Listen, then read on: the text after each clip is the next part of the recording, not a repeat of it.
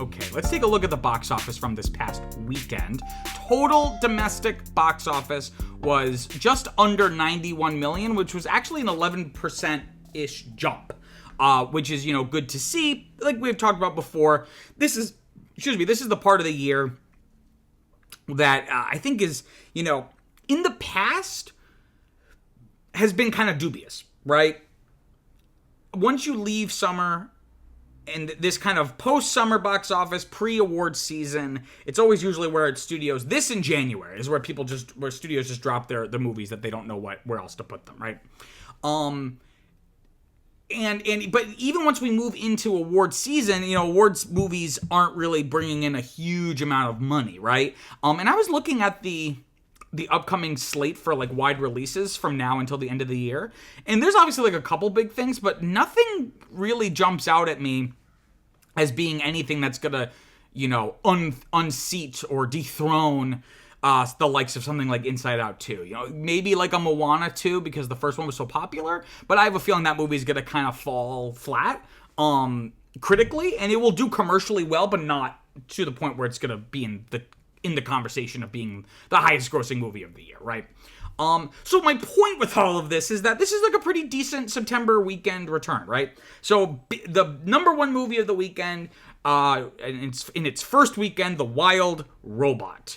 It coming in first place in its first weekend, brought in about $35 million, which fell right into those projections on the upper end of between 30 and 37 million. Actually had the best per theater average of the weekend at around just under $9,000 per theater.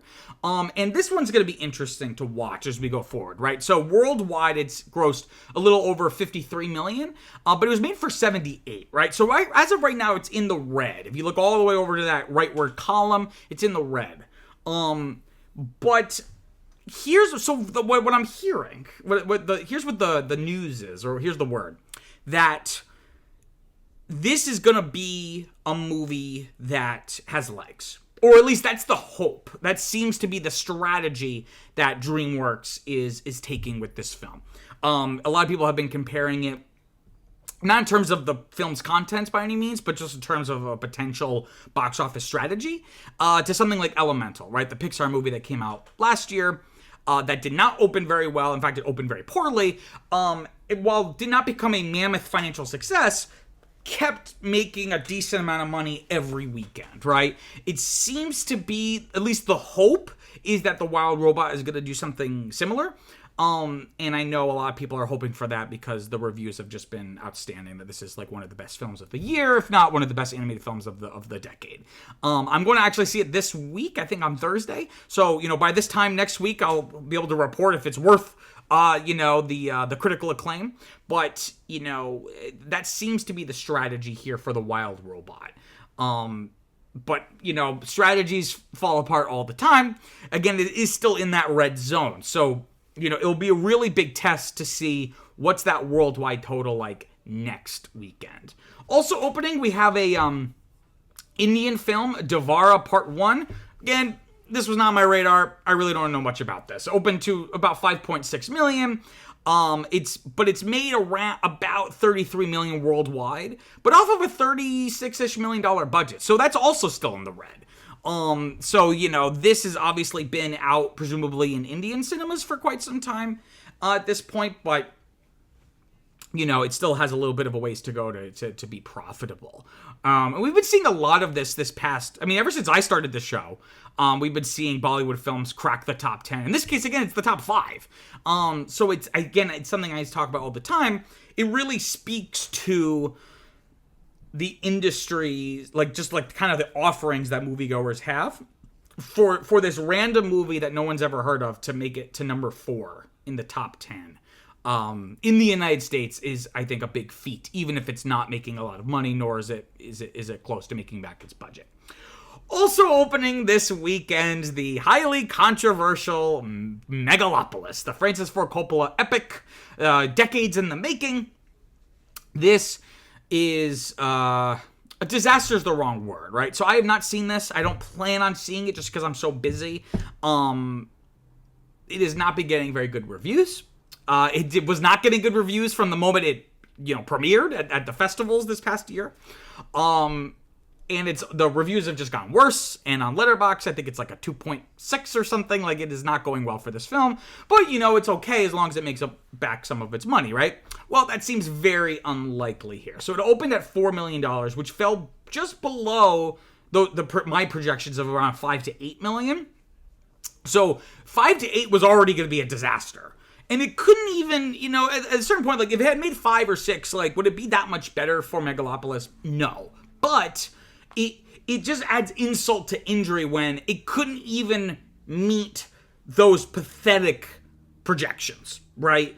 And not only is that not a lot of money in general, considering how much it was made for, this is easily a bomb, right? You got your flops. This is a bomb. It was made for $120 million.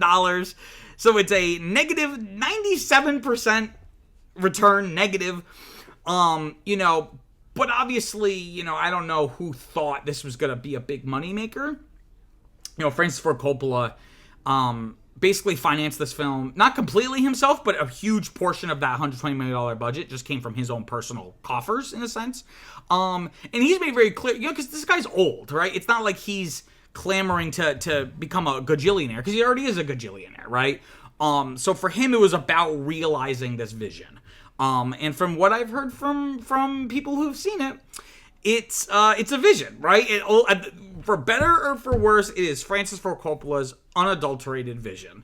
Now, if he can live with the fact that his unadulterated vision has been essentially rejected critically and commercially by the educated critical class as well as moviegoers, because usually when you have an artsy film, it may not make a lot of money, but the critics love it, or vice versa. The critics hate it, but it makes a lot of money. When you have neither group on your side, that probably stings the ego. But, the man has made some of the greatest films ever made, so I'm sure he's going to be able to sleep at night. Though I would imagine this will be his last film, because he hasn't really made that many films in, like, the past 20 years. So I would be shocked if he makes another film after this, even if this did really well. Just because he's old, right? And he just isn't as active and prolific as he once was. But especially with the disaster that I feel comfortable calling it that, a disaster. This is probably going to be his last film, for better or for worse. Also, not quite opening this week, but we have going wide, is My Old Ass, the indie film about a girl who takes some shrooms and encounters her future self, who gives her advice. And it has been actually in theater. This is actually its third weekend, but it actually jumped from 19th to 8th place because it went wide, right? So as you see over in the middle part of the chart there, it has a 700 and plus % increase. That's because they added, over 1,300 theaters, right? This was only in maybe a couple dozen theaters. So I'm happy it was able to get into the top 10. I actually saw it. My review for it is going to be coming out tomorrow on cinemamancuso.substack.com, where I publish written reviews for new movies coming out. I thought it was great. It's definitely not. It's apparent to me that it's not going to get a lot of award buzz just because it's just too small in a lot of ways. But it's a shame because I think it's easily one of my favorite films of the year. Highly recommend if you can catch it. If you're near one of these 1,390 theaters, definitely recommend you go see it. And this brings its worldwide total just under 3. So most of its money is being made domestically, right? Let's see here. Let's talk about some stuff continuing this weekend. We have Transformers 1. Dropping from second to third in its second weekend, bringing in about 9.3 million. But take a look at that percent drop, a 62% drop. So this is the canary in the coal mine for The Wild Robot. I had said last week when Transformers 1 opened and it fell below projections, that I'm sure the people at DreamWorks are a little worried about The Wild Robot opening.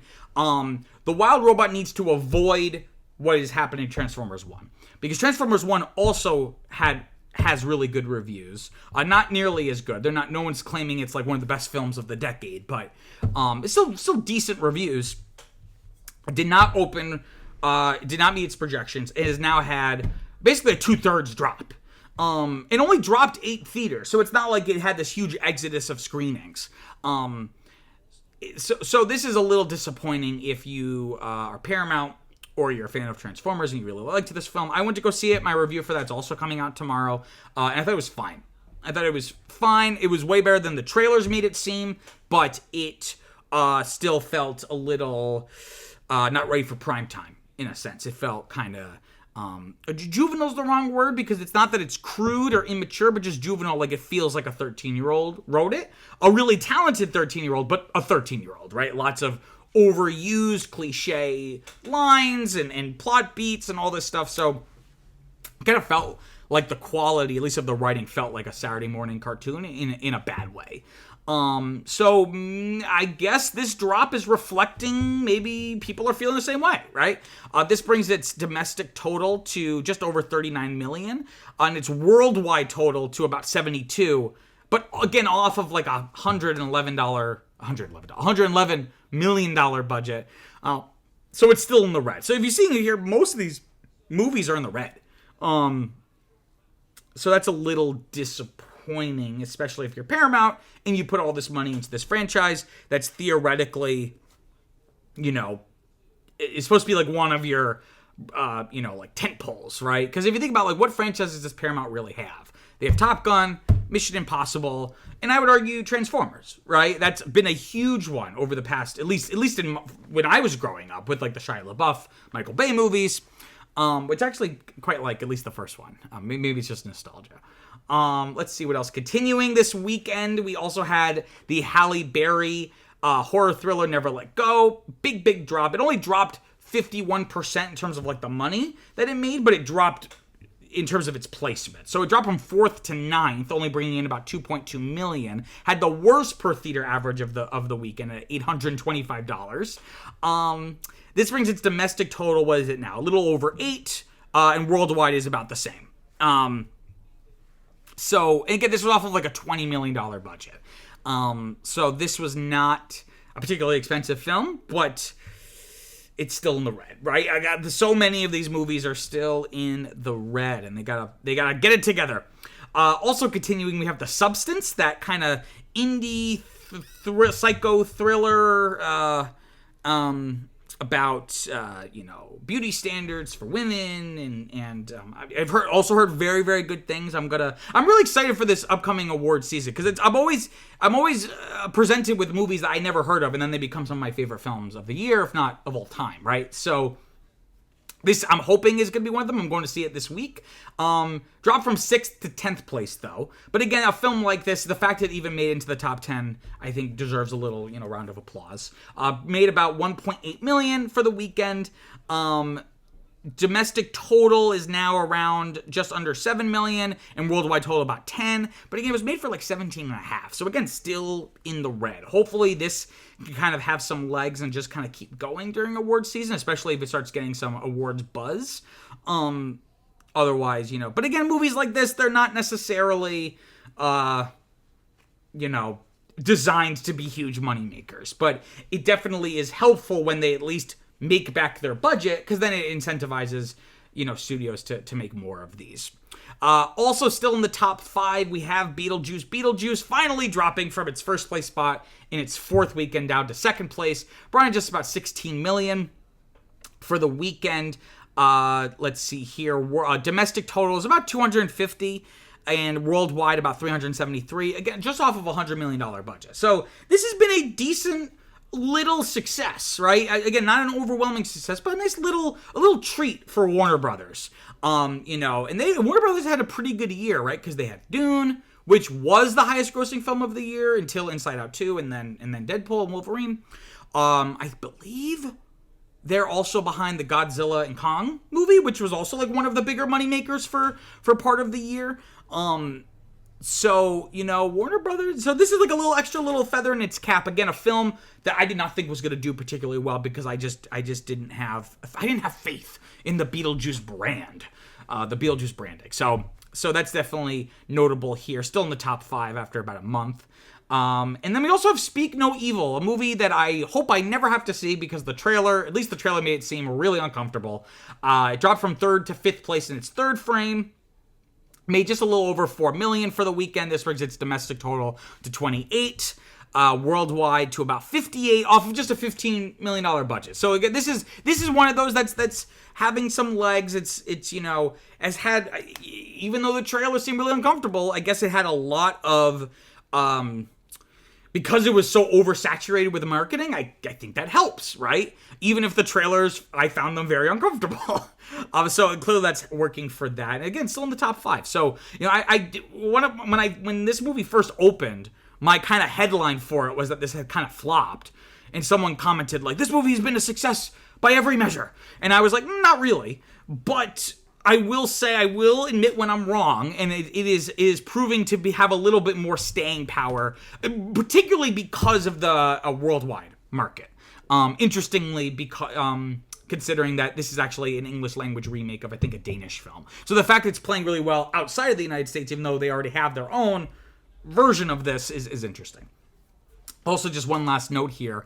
Deadpool and Wolverine, still in the top 10, 10 weeks now, 10 weekends, dropped from just 5th to 7th. Again, like I've been saying a million times, at this point, it's just about any little extra cheddar. It brought in about $2.7 million, about 30% drop.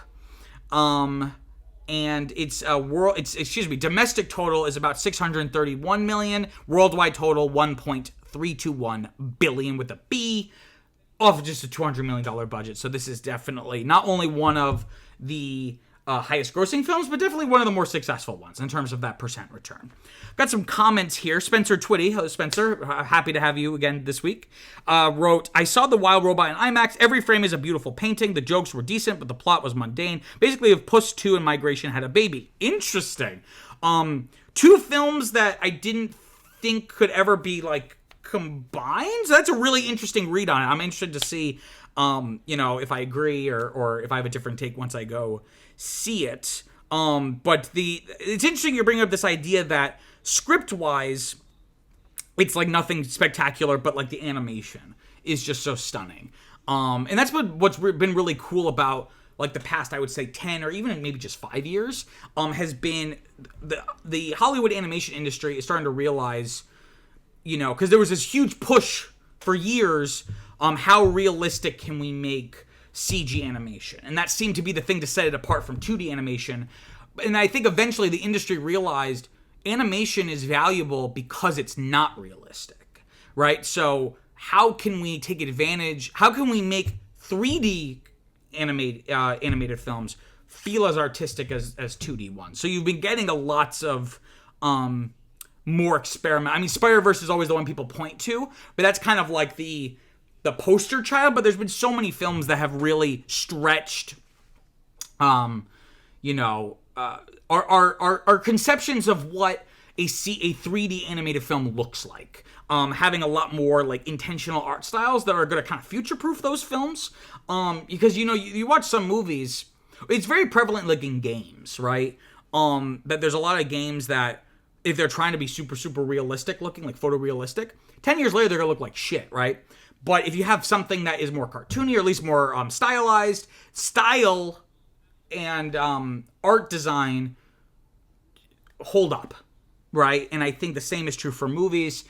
So maybe kind of tying this back into the box office here, maybe that will, get people to go see it, but that could also hurt it, right? If the script isn't good, most viewers are not in tune with like the formal elements of cinema, so they might just kind of walk away from it not being super jazzed about the script elements, like the textual elements. So I don't know, but that's an interesting evaluation. I'm excited to go see it this I think Thursday, I said. Hold on, I'm sorry. Okay, and then we also have upcoming this weekend, Joker Folie à Deux. I did not like the first one. And from my understanding, this one is not very good. So I will tell you now, I will not be going to see this just until I get more subscribers and I can make money off of this. I can quit my job, my full-time job. Until then, I don't have enough time to go see every single movie. So if a movie I know is not going to be very good, or at least statistically speaking, enough people have sampled and said that it's not going to be great, it's not. I just don't have the time for it. But right now, it's projected to make about anywhere from 61 to 75 million, though it seems like the projections are getting smaller and smaller every week. So I would not be surprised if this falls below projections, or if it does make it in, it'll be like in like the mid 60s range. Again, because I don't think the word of mouth has been very good. And I think people, you know, really, a lot of people really liked the first one, but I think this one is just, I gotta give them credit for doing such a big swing and doing something completely kind of different is the wrong word, but kind of something you wouldn't expect. But it'll be interesting to see where the pieces fall, because of course that was a very, very financially successful first film. And then we also have White Bird, A Wonder Story. So here's the story with this one. The story with this movie is, and also Spencer, I see you commented about Joe. I'll circle back in a second. But so if you've seen, so there's a movie called Wonder that came out, I think it was 2017. It's based off of a book. I think it's based off a real kid. And it is about this kid who has like all these like facial, like birth defects and facial kind of deformities or whatever. And he's played by Jacob Tremblay, and it's cute. It's kind of a family dramedy, and it's by him at school learning to be accepted by by fellow students, whatever, right, all this stuff. I think it was a kind of a sweet film. It was directed by the guy who did Perks of Being a Wallflower. So it was like a lot better than you would think it would be based off of like that Hallmark movie logline. But then they decided to make this sequel called, following the stupid franchise name nomenclature of A Blank Story, started by Star Wars, calling things a Star Wars story, and I think now there's like a John Wick story spinoff. White Bird, A Wonder Story, is about the bully from that movie. He gets expelled, right? And he goes to live with his grandmother, played by Helen Mirren, in England, I think. And she's like, you bullied that boy. Let me tell you a story about bullies. The Nazis. And the whole movie is an extended flashback. So this girl in the picture here is supposed to be young Helen Mirren. And it's like this like World War II Nazi drama thing. It's so bizarre. And what makes it more bizarre is that I remember, so I've been doing movie reviews for about 2 years, and this was going to be one of the first things I did back in 2022, and then it got delayed. And then it got delayed again. And it's been on my calendar and then gets deleted like 4 or 5 times. So I'm still not convinced this is coming out until I actually see box office numbers coming in for this movie. But it's not projected to make a lot, only about 3 to 6 million, which, what do you expect? It feels like a direct-to-streaming sequel. Just to briefly touch on your point. So Spencer asked in the comments, what didn't I like about the first Joker movie? So this is actually a great little way for me to self-promote. So some of you may know I have me and my fiance Viviana, we have a podcast called Now That's What I Call a Franchise, where we pick a film franchise and go through every single film in the franchise. And we did Batman, right? So we have an episode on Joker. So if you want to get a full understanding of my thoughts, of which I have many, you can find, anyone interested can find the link in the description below to the podcast. You can find our episode. But briefly, I just think it's like too pleased with itself. It thinks it's way smarter and innovative than it really is. And also it just fundamentally doesn't understand the Joker. I think, to sum it up, I think something I said on the podcast was like, you know, the thing about the Joker is that, the thing about this version of the Joker is that his whole character arc is like, he kills to find meaning, right? Like his whole, like for him, killing is a way for him to like assert dominance in his own, and control over his own life, right? So for him, killing imbues meaning. But that's not really true to the Joker in the comics, because for the Joker in the comics, murder and death have no meaning. Like, life has no meaning, right? That's the whole point. So you have this disconnect between a character who kills because it gives him meaning, and then you have the origin of the character where the whole point is that he kills because life has no meaning. So that's like one of several examples that I think it kind of falls apart.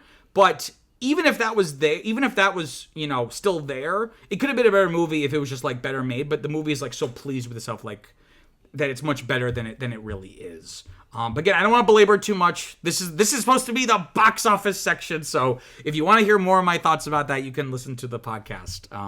Because we talked about it for like 2 hours, 2.5 hours. So, if you can't get enough Peter, then you can, the podcast is there to fulfill all your sick, twisted. Wow, what an interesting story. I'm sure you have some thoughts about the topic, so comment below, let me know what you think. Also, don't forget to like and subscribe. It really, really helps people find the channel and makes me feel all warm inside. Until next time, I'm Peter Mancuso. Peace out.